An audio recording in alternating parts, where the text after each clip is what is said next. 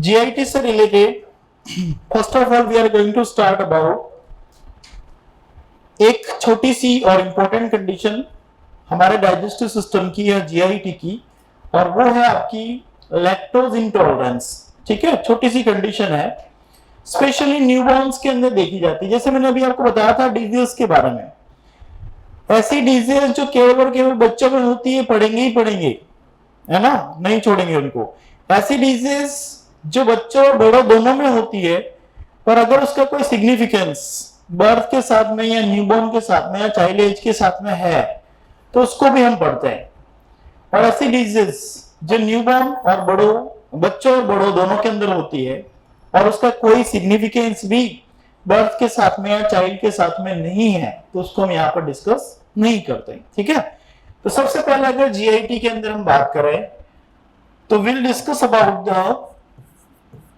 Lactose intolerance.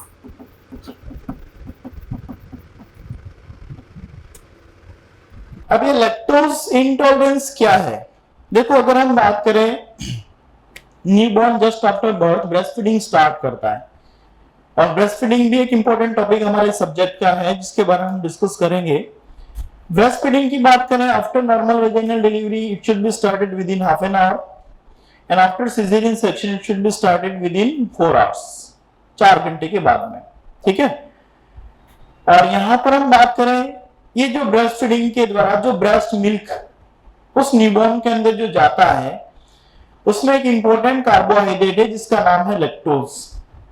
अगर हम बात करें, लैक्टोज अपने आप में एक कार्बोहाइड्रेट होता है, और ब्रेस्ट मिल्क में या मिल्क प्रोडक्ट्स के अंदर या मिल्क के अंदर, चाहे वो काउ मिल्क हो, बफेलो मिल्क हो, सबके अंदर लैक्टोज होता है, इंपॉर्टेंट कार्बोहाइड्रेट मिल्क का या मिल्क प्रोडक्ट का। अब लैक्टोज अपने आप में डाइसैकेराइड होता है। डाइसैकेराइड जब टूटता है तो मोनोसैकेराइड बनते हैं। क्या बनते हैं? मोनोसैकेराइड। अब यहां पर क्या होता है, लैक्टोज जब टूटता है, मोनोसैकेराइड जो उसमें बनते हैं, तो वो बनता है लैक्टेज एंजाइम की प्रेजेंस में।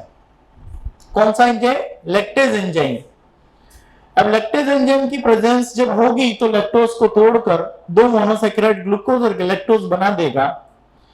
फूड के रूप में आप कुछ भी लें, न्यूट्रिएंट के रूप में आप कुछ भी लें, आपकी बॉडी के अंदर जाने के बाद में वो सिंपलेस्ट फॉर्म के अंदर टूटते हैं और फिर उसका डाइजेशन होता है। डाइजेशन प्रोसेस ही ये कहता है कि जो कॉम्प्लेक्स है उसको सिंपल फॉर्म के अंदर कन्वर्ट करो, जो न्यूट्रिएंट है उनको ऑब्जर्व करो, वेस्ट प्रोडक्ट है उनको एलिमिनेट करो, ये हमारा डाइजेशन है। अब यहां पर क्या होता है, लैक्टोज डाइसैकेराइड के अंदर है, मोनोसैकेराइड बनाएगा तो लैक्टेज एंजाइम की प्रेजेंस में। अब क्या होता है, कई बार प्री मैच्योर बर्थ हो जाता है, प्रीटर्म बर्थ होता है, या फिर अगर हम बात करें लीवर जो इसके अंदर इंपॉर्टेंट रोल प्ले करता है लैक्टेज एंजाइम के सिंथेसिस के अंदर, उसको बनाने के अंदर, उसके इनमेच्योर होने की वजह से अगर लैक्टेज एंजाइम नहीं बन पा रहा है तो लैक्टोज जो है वो टूटेगा नहीं और 2 मोनोसैकेराइड नहीं बनाएगा।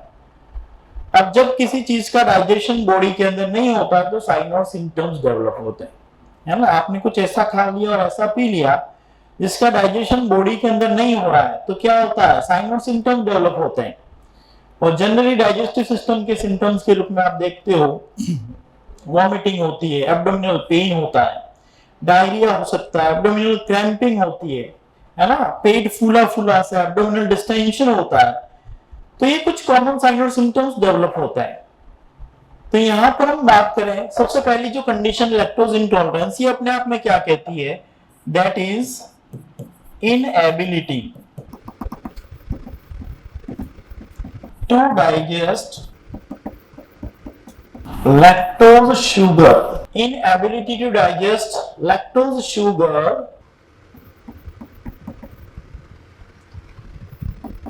due to deficiency of lactase enzyme. Due to deficiency of lactase enzyme. And as I told you, lactose is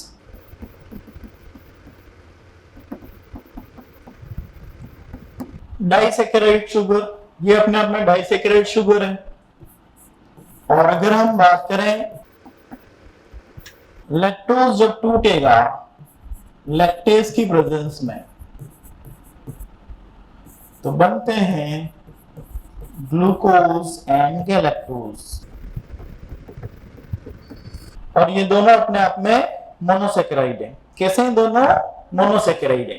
ठीक है। अब जैसा आपने देखा कि लैक्टोज डाइसेकेराइड अगर लैक्टेज होगा तो ग्लूकोज और गैलेक्टोज में हमारा लैक्टोज टूट जाएगा। अगर लैक्टेज नहीं होगा तो क्या होगा? ये नहीं टूट पाएगा, मतलब ये डाइसेकेराइड मोनोसेकेराइड के अंदर कन्वर्ट नहीं हो पाएगा। यहां पर हम बात करें if deficiency of lactase enzyme, lactose cannot convert। अब देखो न्यूबॉर्न के अंदर लैक्टेज एंजाइम की कमी है, और लैक्टेज एंजाइम की कमी की वजह से जो लैक्टोज आपका लैक्टेज एंजाइम की प्रेजेंस में ग्लूकोज और गैलेक्टोज में टूटना चाहिए वो नहीं टूटेगा। ठीक है। और जब नहीं टूटेगा तो डेफिशिएंसी की वजह से डाइसेकेराइड मोनोसेकेराइड में नहीं टूटा, उसका इंडाइजेशन हुआ, उसका डाइजेशन नहीं हो पाएगा। इंडाइजेशन होगा, और इंडाइजेशन होगा तो इंडाइजेशन के साइन और सिम्टम्स डेवलप होंगे। चलिए बात कर लेते हैं साइन और सिम्टम्स की। और यहां पर जैसा मैंने आपको बताया कि लैक्टोज एंजाइम लैक्टेज एंजाइम नहीं है और लैक्टोज मोनोसेकेराइड के अंदर नहीं टूट पा रहा है, तो साइन और सिम्टम्स जो डेवलप होते हैं वो आफ्टर 30 मिनट होते हैं। ऐसा नहीं कि मिल्क का इंजेक्शन किया या न्यूबॉर्न ने ब्रेस्ट फीडिंग की और तुरंत साइन और सिम्टम डेवलप हो गए, क्योंकि डाइजेशन का प्रोसेस कुछ समय लेता है, और कुछ समय के बाद में अगर हम बात करें कि उसका डाइजेशन नहीं होगा तो फिर साइन और सिम्टम्स आएंगे, क्योंकि उसका क्या हुआ? इनडाइजेशन हुआ। ठीक है। यहाँ पर हम बात करें जो भी साइन और सिम्टम्स हैं वो होते हैं आपके occur after 30 minutes of ingestion of milk or milk products।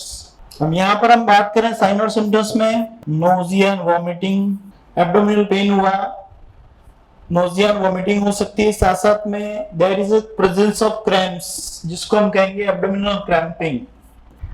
So this all are the some common sign which is developed due to indigestion of any food. ठीक है। तो ध्यान दीजिएगा यहाँ पर लैक्टोज इंटॉलरेंस सिंपल सा है। अब देखो यहाँ पर ये डिजीज का जो एग्जांपल है वो ऐसी डिजीज जो केवल और केवल बच्चों में यूजुअली देखी जाती है, क्योंकि यहाँ पर अगर हम बात करें at the time of birth जो शुरुआत होती है फीडिंग से रिलेटेड वो होती है ब्रेस्ट फीडिंग की।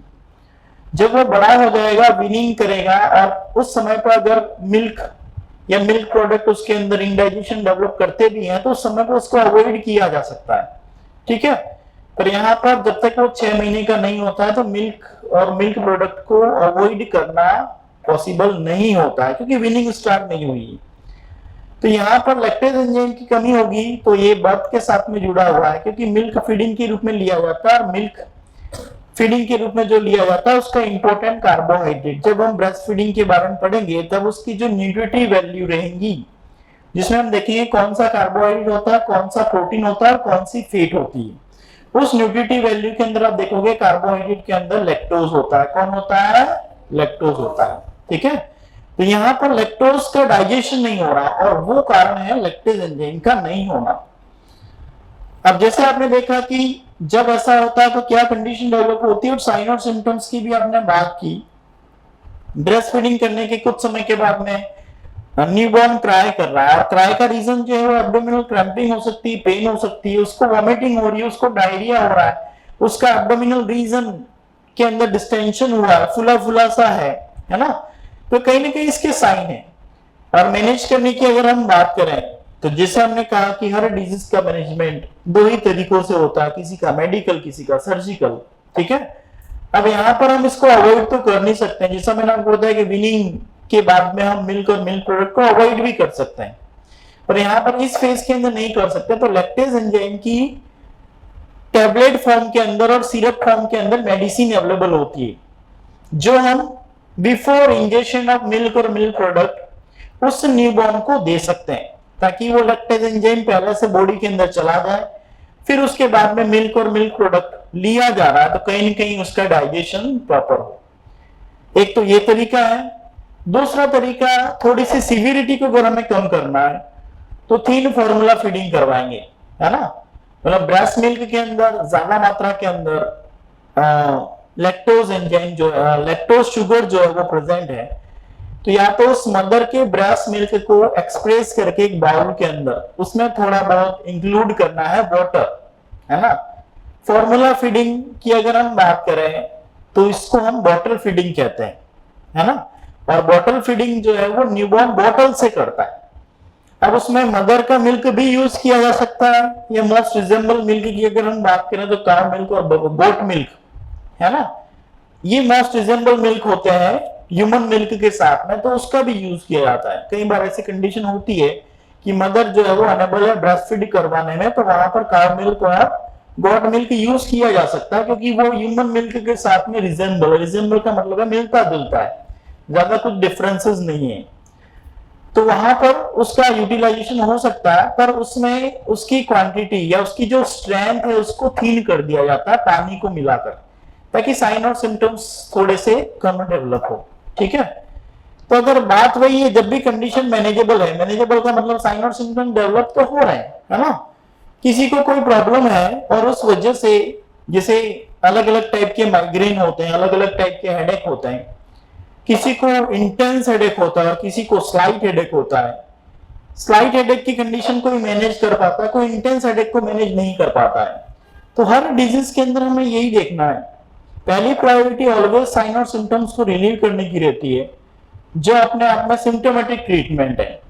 अब डिजीज की हम बात करें तो ये डिजीज ट्रीट तो होगी नहीं, है ना। लैक्टेज एंजाइम नहीं है, नहीं बन रहा है बॉडी के अंदर, कंजेनिटल प्रॉब्लम के रूप में, या कुछ दिनों तक नहीं बन रहा है, क्योंकि उसके रीजन भी होते हैं। लैक्टेज एंजाइम नहीं बनते, विटामिन डी और कैल्शियम की कमी की वजह से भी नहीं बन पाते हैं। हम यहाँ पर विटामिन डी और कैल्शियम सप्लीमेंट भी देते हैं उस न्यूबॉर्न को, ऐसे न्यूबॉर्न को जिसके अंदर लैक्टोज इंटॉलरेंस हो, ठीक है। तो मैनेज अगर नहीं हो रहा तो हम लैक्टेज एंजाइम टैबलेट्स या सिरप फॉर्म के अंदर एडिशनली प्रोवाइड कर सकते हैं बिफोर इंजेक्शन ऑफ मिल्क और मिल्क प्रोडक्ट। और फिर भी अगर काम नहीं बन रहा है तो थिन फॉर्मूला फीडिंग यूज कर सकते हैं, सप्लीमेंट्स के रूप में विटामिन डी कैल्शियम वगैरह दे सकते हैं। बाकी कोई स्पेशल मैनेजमेंट की इसके अंदर आवश्यकता नहीं होती है, ठीक है। चलिए, आफ्टर साइन और सिम्टम्स अगर हम बात करें, वो है आपका management. Provide lactase enzyme tablet और सिरप बिफोर या 30 मिनट्स बिफोर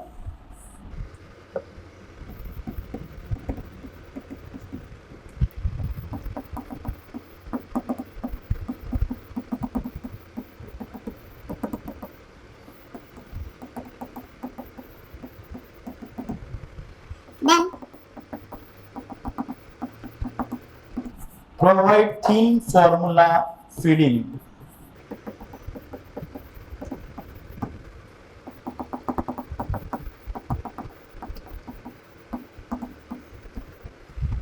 तो छोटी सी कंडीशन हमारी जीआईटी की लैक्टोज इंटॉलरेंस के बारे में देखा कि कहीं ना कहीं लैक्टेज एंजाइम की कमी की वजह से लैक्टोज शुगर, जो हमारे ब्रेस्ट मिल्क का इंपॉर्टेंट कार्बोहाइड्रेट है ना, जो डाइसैकेराइड फॉर्म के अंदर होता है, इसलिए हमने देखा कि लैक्टोज इज डाइसैकेराइड शुगर जो लैक्टोज की प्रेजेंस में ग्लूकोज गैलेक्टोज में टूटेगा, और जब लैक्टेज एंजाइम की डेफिशिएंसी होगी तो ऐसा नहीं हो पाएगा, जिस वजह से इंडाइजेशन होगा, साइन और सिम्टम डेवलप होंगे, और उसको किस तरीके से हम मैनेज कर सकते हैं उसकी भी हमने यहाँ पर बात की।